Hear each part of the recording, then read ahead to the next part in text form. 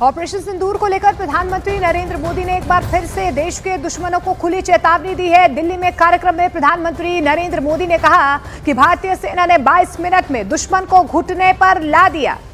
हमने दिखा दिया है कि भारतीयों का खून बहाने वाले आतंकियों के लिए कोई भी ठिकाना सुरक्षित नहीं है। My God!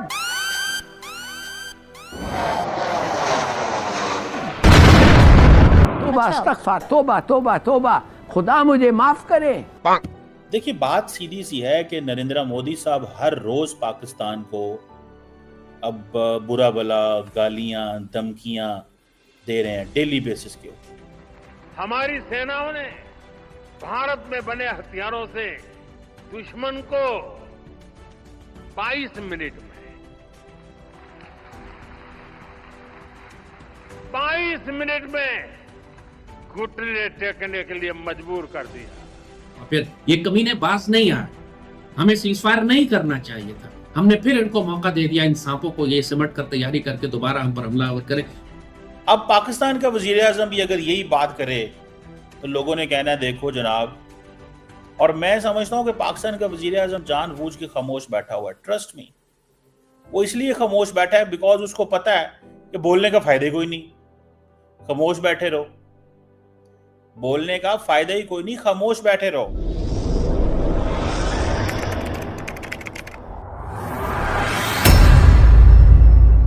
नमस्कार दोस्तों, स्वागत है आपका पाकिस्तान की बर्बादी में। जी हाँ, तो आज की बर्बादी कुछ इस तरह है कि आज एक बार फिर पीएम मोदी ने पाकिस्तान को ऑपरेशन सिंदूर की याद दिला दी। और जब भी पाकिस्तान ऑपरेशन सिंदूर का नाम सुनता है तो पूरा पाकिस्तान छाती पीट पीट कर रोने लगता है। जी हाँ, तो खबर कुछ इस तरह है कि भारत के प्रधानमंत्री श्री नरेंद्र मोदी जी ने एक बार फिर दिल्ली में एक कार्यक्रम के दौरान ऑपरेशन सिंदूर का जिक्र किया। उन्होंने कहा कि हमने दुनिया को दिखा दिया है कि भारतीयों का खून बहाने वाले आतंकियों के लिए दुनिया में कोई भी ठिकाना सुरक्षित नहीं है। जी हाँ, और साथ ही में उन्होंने ये भी कहा कि हमारी सेनाओं ने भारत में ही बने हथियारों से दुश्मन को सिर्फ 22 मिनट में घुटने टेकने पर मजबूर कर दिया। जी हाँ, और जब भी पाकिस्तान पीएम मोदी के मुंह से ऑपरेशन सिंदूर का नाम सुनता है तो पूरा पाकिस्तान दहशत में आ जाता है।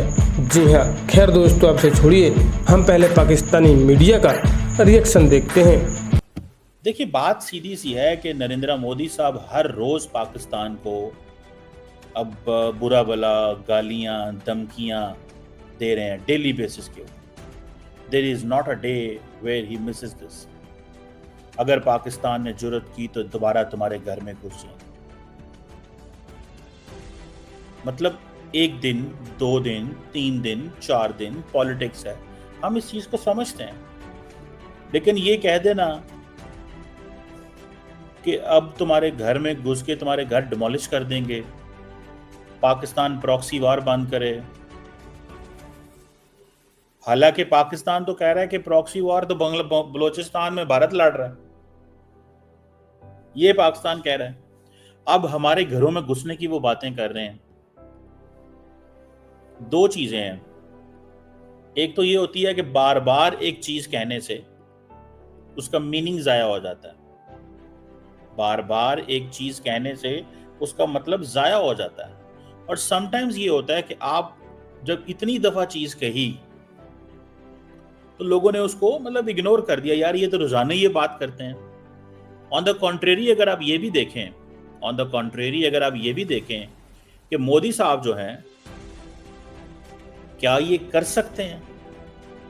अगर कर नहीं सकते, अगर तो वो घुसना, इसको ये कहते हैं कि ठीक है हमने आपके कुछ शहरों में हमला कर दिया, ये घुसना है। लेकिन उसकी कॉस्ट भी तो देखें कि इंडियन एयरफोर्स कहती है कि 2 दिन हम जहाज नहीं उड़ा सके। एक तो ये कॉस्ट है। दूसरी कॉस्ट ये है कि क्या इंडिया ये न्यू नॉर्मल बनाना चाहता है? मोदी साहब ये कहते हैं ना, मैं न्यू नॉर्मल देना चाहता हूं, ये एक न्यू नॉर्मल है। क्या भारत के लोग ये वाकई चाहते हैं? क्या भारत के लोग ये वाकई चाहते हैं ऐसे हो? सवाल तो बनता है कि नहीं बनता? क्या भारत के लोग ये वाकई चाहते हैं ऐसे हो? मैं तो ये पूछना चाहता हूं। अगर ये वाकई चाहते हैं ऐसे हो तो जाहिर बात है फिर पाकिस्तान भी अपना हक रखता है, जो कर सकता है वो करेगा। लेकिन इंडियन लोगों को इस सवाल का जवाब देना चाहिए इंडियन लोगों को इस सवाल का जवाब देना चाहिए कि वो ये क्यों पसंद करते हैं। Why do they like this? Every day